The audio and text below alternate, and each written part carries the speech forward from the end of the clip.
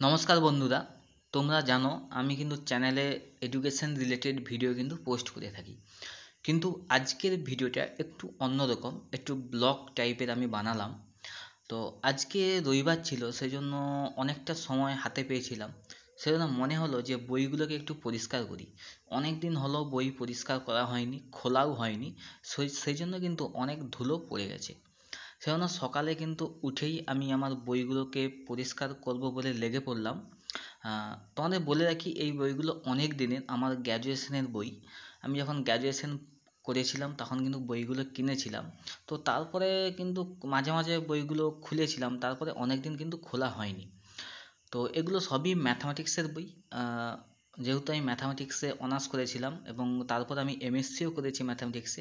তো সেদিক দিয়ে কিন্তু ম্যাথামেটিক্সের অনেক বই কিন্তু রয়ে গিয়েছে, সেগুলো মাঝে মাঝে খুলে থাকি। ও রিসেন্টলি অনেক দিন হয়ে গেল, 1 বছরের মতো কিন্তু এখনও খোলা হয়নি।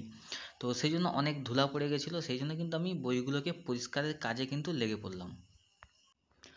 তোমরা জানো ম্যাথামেটিক্স কতটা কঠিন সাবজেক্ট।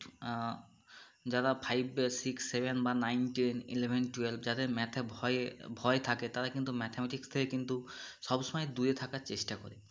তো সেদিক দিয়ে ম্যাথামেটিক্স অনার্স সত্যিই কঠিন সাবজেক্ট। আমরা যখন করেছিলাম তখন কিন্তু কোনো ফোন ছিল না, কোনো ইন্টারনেট ছিল না, ইউটিউব ছিল না যে আমরা দেখে করে নিতে পারবো।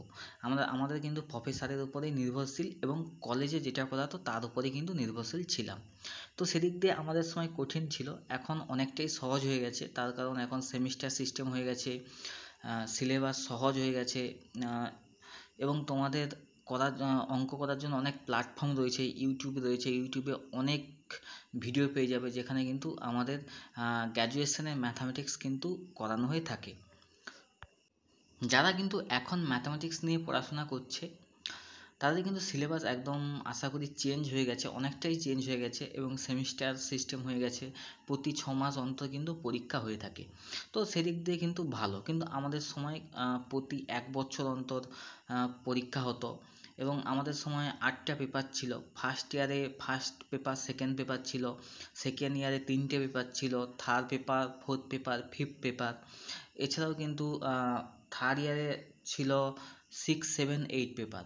তো অনেক বই পড়েছি। দেখো, অ্যাডভান্স হায়ার অ্যালজেব্রা, এই বইটা আমাদের ফার্স্ট ইয়ারে ছিল, খুবই গুরুত্বপূর্ণ একটা বই ছিল আমাদের সময়। তো এখনও রয়েছে, হয়তো সিলেবাস চেঞ্জ হতে পারে কিন্তু বই কিন্তু একই রয়ে গিয়েছে। অনেক কিছু ম্যাথামেটিক্সে, সত্যি কথা বলতে অনেক কিছু রয়েছে, অনেক কিছু। তোমরা যদি ম্যাথামেটিক্স নিয়ে পড়াশোনা না করো না, বুঝতে পারবে না, এত বড় বড় হিউজ সিলেবাস রয়েছে। উদাহরণস্বরূপ তোমাদের যদি বলি, তোমরা যদি প্রবাবিলিটি করে থাকো, তোমরা কিন্তু 11, 12-এ কিন্তু আমাদের সময় 11, 12-এ প্রবাবিলিটি ছিল।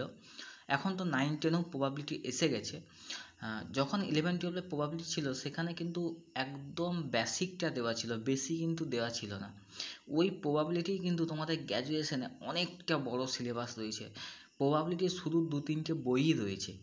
আমরাও যে সব পড়েছি তা নয়, যেগুলো ইম্পর্টেন্ট মনে হয়েছে সেগুলোই পড়েছি এবং বাকিগুলো কিন্তু বাদ দিয়ে দিয়েছি। আমাদের প্রফেসর বলতো ম্যাথামেটিক্স সিলেবাসটা এত হিউজ, 3 বছরে কিন্তু অনার্স কমপ্লিট হয়নি। ও যদি 6 বছরও করা হয় অনার্স, তাহলে কিন্তু কম পড়ে যাবে। তো এতটাই ফাস্ট সিলেবাস রয়েছে, এতটাই কঠিন রয়েছে। তোমাদের অ্যানালাইসিস বলে একটা চ্যাপ্টার রয়েছে, সেও কিন্তু প্রচুর কঠিন, আমারও কিন্তু মাথায় ঢুকতো না। যা হোক, কিন্তু পড়াশোনা করে অনার্সটা কিন্তু কমপ্লিট করেছিলাম। ফাইনালি কিন্তু বইগুলো ভালো করে পরিষ্কার করে কিন্তু যেথায় ছিল তার সেই জায়গায় রেখে দিয়েছিলাম। তো যেহেতু ম্যাথামেটিক্স নিয়ে পড়াশোনা করেছিলাম, সেই দিক থেকে কিন্তু আমাদের অনেক অঙ্ক প্র্যাকটিস করতে হতো। তো অনেক খাতাও কিন্তু আমাদের রয়েছে, এই যে খাতাগুলো দেখছো এগুলো কিন্তু প্র্যাকটিস খাতা নয়, এগুলো ফেয়ার খাতা, এখানে সব অঙ্ক রয়েছে। আর যেগুলো প্র্যাকটিস করতাম সেগুলো তো কোথায় গিয়েছে আমিও জানি না। তো অনেক নোটস, খাতা কিন্তু আমাদের রয়েছে এবং সেগুলো কিন্তু আমি গুছিয়েই রেখেছি। হতে পারে পরবর্তীকালে কিন্তু সেই খাতাগুলো, সেই বইগুলো কিন্তু আমাদের লাগতে পারে। তো সেদিক দিয়ে কিন্তু আমি সব কিছু গুছিয়ে রেখেছিলাম। তো ফাইনালি আমার কিন্তু প্রায় আমার বই এবং খাতাগুলো পরিষ্কার করে গোছানো হয়ে গেছে। তো এরকম ভিডিও যারা দেখতে চাও, যেহেতু আমি এডুকেশন রিলেটেড এবং ব্লগিং রিলেটেড ভিডিও প্রোভাইড করি, তোমাদের আগেই বলেছি, তো তোমরা কিন্তু আমার চ্যানেলটাকে ফলো করে রাখো।